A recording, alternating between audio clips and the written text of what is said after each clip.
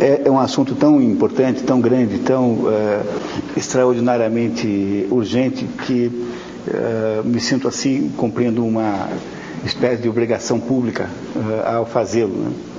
Quando você fica pensando, né, quando foi que nós esquecemos a educação, como é que nós a perdemos?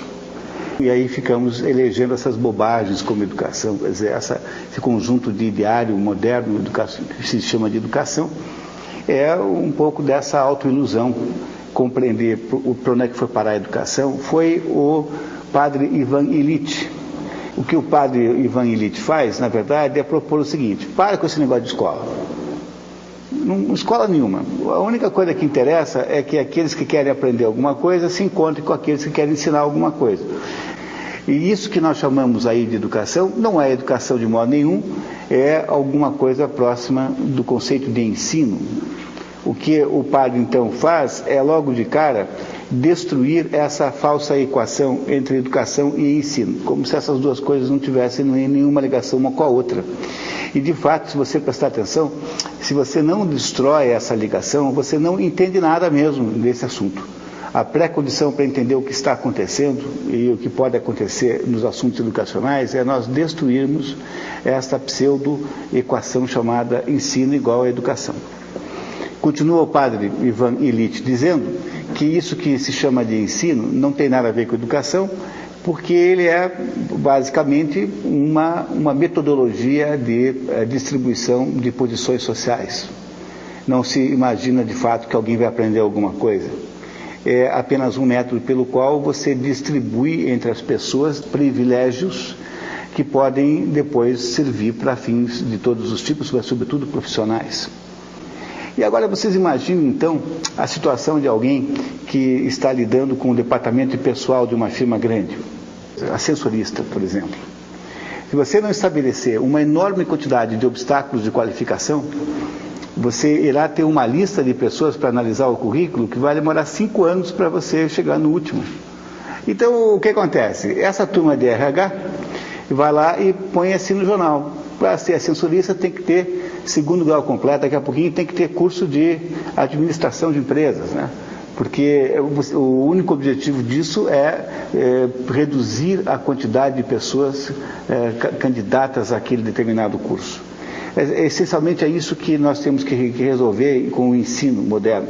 O ensino moderno é apenas um meio de você separar as pessoas com perspectivas diferentes de capacidade de obter emprego.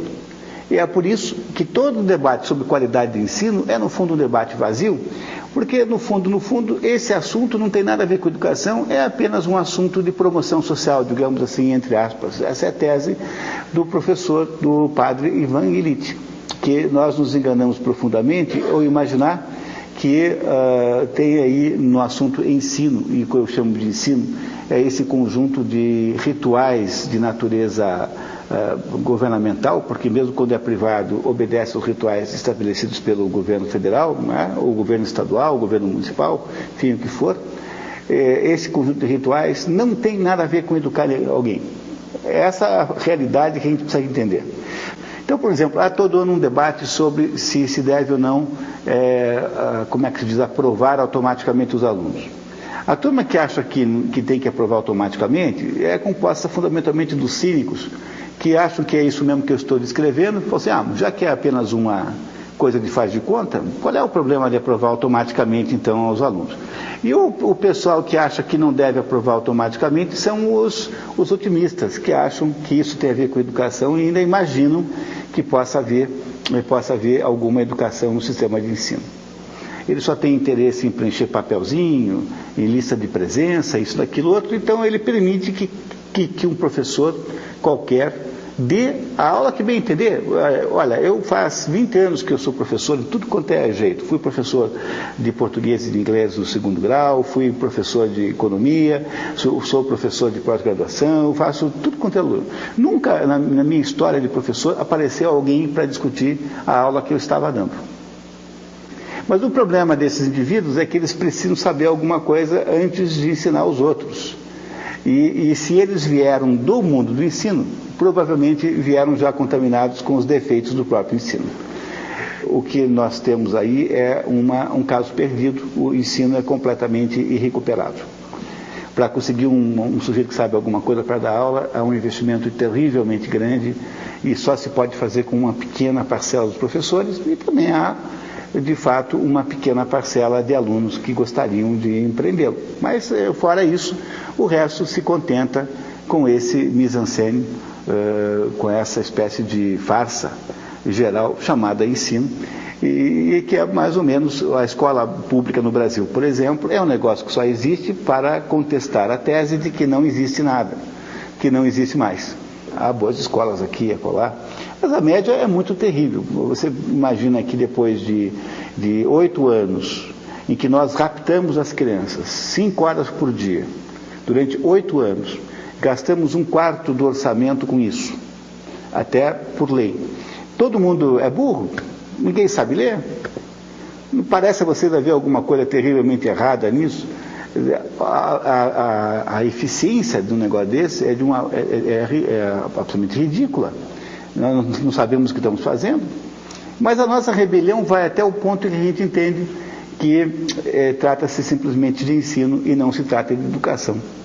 Educação não pode existir nesta base em que ocorre o tal do ensino brasileiro. Pois se a gente não entende essa diferença de educação e ensino, também nós não entendemos o que o Trivium quer nos mostrar, porque o Trivium é, de fato, um instrumento de educação. Não só o Trivium, como o Quadrivium, naquilo que se chama de 7 artes liberais. E a própria expressão 7 artes liberais quer nos dizer que a parte liberal do título, né, quer nos dizer que há uma liberdade intrínseca a esse assunto, ou seja, que esses conhecimentos que o Trivium e o Quadrivium permitem que nós tenhamos, são conhecimentos livres, você os obtém se você bem entender. E esta é a primeira condição para que haja alguma educação. A educação tem de ser necessariamente voluntária. Não pode ser de modo nenhum forçada por nenhuma espécie de método. E é por isso que eu sempre digo para todo mundo que eu sou o professor mais feliz que se possa conceber, porque eu tenho 600 alunos voluntários. E é muito pouca gente capaz de ter a mesma quantidade de alunos voluntários. Os meus alunos vêm todos porque querem. E isso é a garantia de que eu tenho realmente a possibilidade de educar alguém, porque eu estou, de certo modo, protegido por essa vontade, esse desejo, que é o que não existe no mundo do ensino. O mundo do ensino precisa fazer o ritual da presença. O ritual da presença é esse ritual de que nós conhecemos os resultados aí.